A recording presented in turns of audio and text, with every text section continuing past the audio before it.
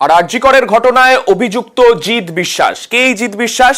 পাইকপাড়া ক্যাম্পবাগানের বাসিন্দা এই জিৎ বিশ্বাস, পাড়ায় বাবলি বলে পরিচিত। সেই জিতের ছবি দেখে পাড়া প্রতিবেশীরা শনাক্ত করছেন সেই রাত্রিবেলা যে রাতে এই ঘটনা ঘটেছিল। গোটা কলকাতা শহর, কলকাতা সেদিন রাস্তায় নেমে এসেছিল। তার মধ্যেই আমরা দেখেছিলাম আরজি করে তাণ্ডবের ঘটনা। তার মধ্যে এই বাবলিও কিন্তু সেদিন উপস্থিত ছিল সেই আরজি করে। আমাদের সঙ্গে রয়েছেন আমাদের প্রতিনিধি পারাদীপ। পারাদীপের কাছে যাব। পারাদীপ, ঠিক কে এই বাবলি, মানে তার পরিচয় কি? সে হঠাৎ সেদিন রাত্রিবেলা আরজি করে কি প্রতিবাদ জানাতে গেল যে সবকিছু ভাঙচুর করে আসতে হলো তাদেরকে? একদম সান্নিক। প্রথমে যেটা বলতে চাইবো যে এই যে বাবলি বা ওরফে জিৎ বিশ্বাস, কলকাতা পুলিশ তাদের নিজস্ব ওয়েবসাইটে আরজি করে ভাঙচুরের ঘটনায় যাদের মুখ প্রকাশিত করেছে তার মধ্যে অন্যতম। এবং এর ছবি দেখে আমরা কিন্তু উত্তর কলকাতার বিভিন্ন জায়গায়, বেলগাছিয়া, পাইকপাড়া সহ বিভিন্ন জায়গায় খুঁজতে খুঁজতে এর হদিশ পাই আমরা পাইকপাড়া ক্যাম্পবাগানে।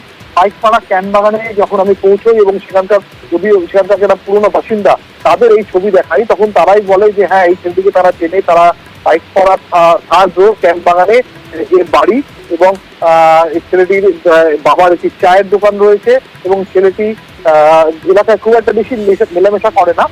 তবে তার এলাকার বাসিন্দা যারা আছে তারাই তার বাড়ি চিনিয়ে দেয় ক্যাম্পবাগানে। এবং ক্যাম্পবাগানে পৌঁছে তার বাড়িতে যখন আমরা যাই, পাড়ার তার যারা প্রতিবেশী তারাও কিন্তু এই জিৎ বিশ্বাস বা বাবলির ছবি থেকে তারাও আইডেন্টিফাই করেন যে হ্যাঁ, এই সেই বাবলি, এই সেই জিৎ বিশ্বাস এবং এ এখানেই থাকে। কিন্তু বাড়িতে আমরা কাউকে পাই না। বাড়িতে দুই ছোট্ট বাচ্চা ছিল, এছাড়া কেউ ছিল না। অর্থাৎ বাবলির পরিচয় তার মানে পারাদীপ এখনো পর্যন্ত, মানে সে কোথায় রয়েছে এই বিষয়টা এখনো পর্যন্ত তার মানে কেউ স্পষ্টভাবে বলতে পারছেন না। কিন্তু সে সেই রাতে সেখানে গিয়েছিল, কোনো উদ্দেশ্য বা কোনো পরিকল্পনা সেরকম কিছু কি আজ তুমি করতে পারলে? তুমি তো কথা বলেছো প্রতিবেশীদের সঙ্গেও।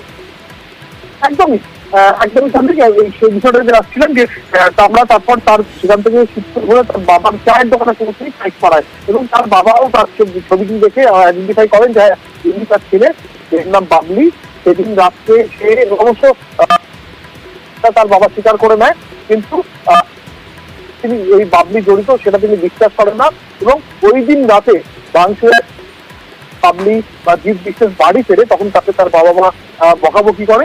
এরপরে তার বাবার দাবি যে সে ফোন বন্ধ করে বাড়ি থেকে বেরিয়ে যায়। এখন অব্দি তার এই ঘটনার পরে একদিন অতিক্রান্ত, কিন্তু তার বাড়ি থেকে বা পরিবারের পক্ষ থেকে তাকে বারবার ফোন করেও তাকে যোগাযোগ করে উঠতে সমর্থ হয়নি। কিন্তু নিউজ 18 বাংলার প্রতিনিধিদের কাছে তাদের ছবি দেখে তারা প্রথম জেনেছে যে কলকাতা পুলিশের ওয়েবসাইটে তাদের ছেলের ছবি আছে এবং এই সম্পর্কিত তারা আজকেই হয়তো খুব সম্ভব পুলিশের সঙ্গে যোগাযোগ করবেন, যোগাযোগ করে তাদের বিষয়টি জানাবেন। এবং পাড়ার প্রতিবেশী তারা যেটা বলেছে যে পাবলিকে গতকাল রাত্রেও দেখা গেছে এলাকায়, কিন্তু এরপর যদি দেখা যায় তারাই কলকাতা পুলিশে খবর দেবেন। এবং একেবারে, এবং পারাদীপ তুমি নিজে গিয়ে সেখানে কথা বললে, তোমার সঙ্গে অবশ্যই কথা বললাম। এবার আমরা দর্শকদের একবার দেখাবো যখন পারাদীপ সেখানে গিয়েছিল ঠিক কি অভিজ্ঞতা হয়েছিল, প্রতিবেশীরা কি বলছেন, বাবলির বাবা তিনি কি বলছেন, সবই শোনাবো।